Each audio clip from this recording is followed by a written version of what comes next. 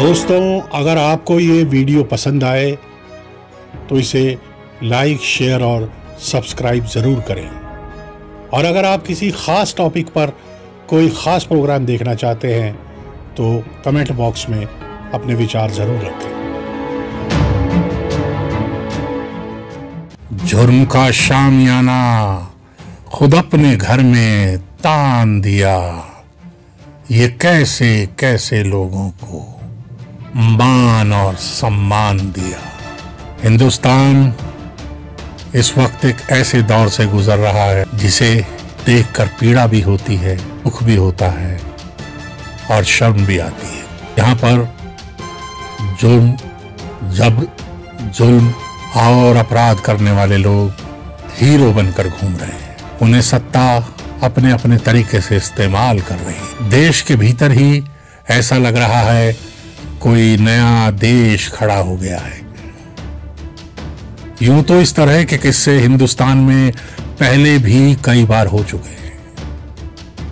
आपको याद होगा जब इंदिरा गांधी को अपदस्थ कर दिया गया था और उन्हें एक दिन की जेल हो गई थी, तब एक व्यक्ति ने प्लेन हाईजैक कर लिया था।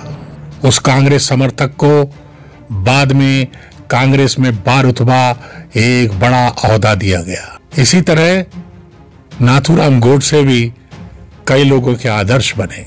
कई आतंकवादी यहां पर लोगों के हीरो बने। ये कहानी नहीं है।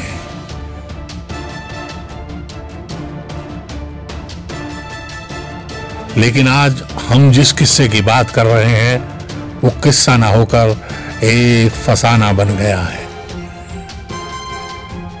आज पंजाब के बठिंडा में एक रैली हुई। हिंदुस्तान में रैलियां होती रहती हैं, कोई बड़ी बात नहीं है, लेकिन इस रैली की एक खास बात थी। इसे जो व्यक्ति एड्रेस करने वाला था, संबोधित करने वाला था, जो वहां पर बोलने वाला था, वो था पंजाब का मशहूर गैंगस्टर लखा सिंघाना, जिस पर दिल्ली पुलिस ने 1 लाख रुपए का इनाम घोषित किया हुआ है। उस पर 26 जनवरी को लाल किले में लोगों को भड़काने और लाल किले की बेइज्जती करने का जुर्म है। ऐसा व्यक्ति जो सलाखों के पीछे होना चाहिए था, आज पंजाब में हीरो बनकर वहां के लोगों को संबोधित कर रहा है।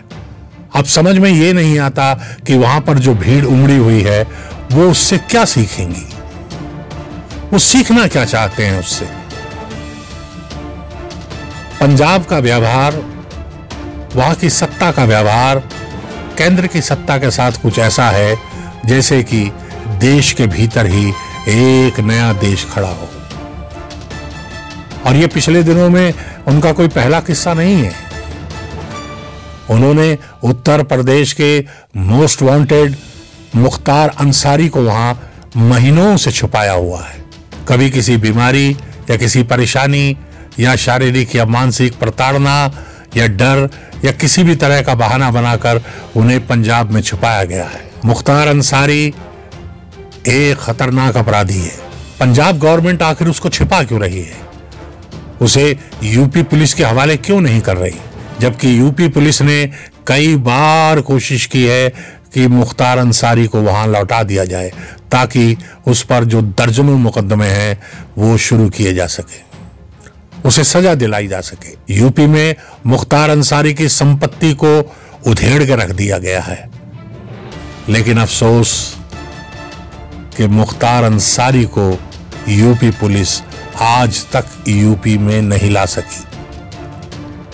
ये भी पंजाब का वो आचरण है जो दिखाता है कि एक ही देश के भीतर किस तरह से 2-2 देश खड़े हो जाते हैं।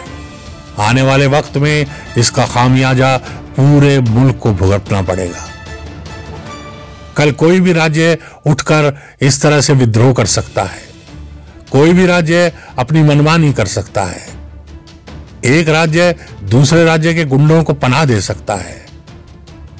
आखिर ये व्यवस्था, हमारा संविधान, हमारी सुरक्षा, हमारे कानून, हमारी राजनीतिक पार्टियां सोच समझ कहां जा रहे हैं, किस दिशा में जा रहे हैं। हामिद अंसारी साहब जो भारत के उपराष्ट्रपति रहे, वो कांग्रेस के बहुत अच्छे वर्कर भी रहे, वो कांग्रेस के बड़े नेता हैं और सब जानते हैं कि हामिद अंसारी के दबाव के चलते ही मुख्तार अंसारी को पंजाब में बादशाहों की तरह, एक मेहमान की तरह रखा गया है। वक्त कह रहा है संभल जाओ दोस्तों, वरना हस्ती भी ना मिलेगी तुम्हारी इस जमीन पर।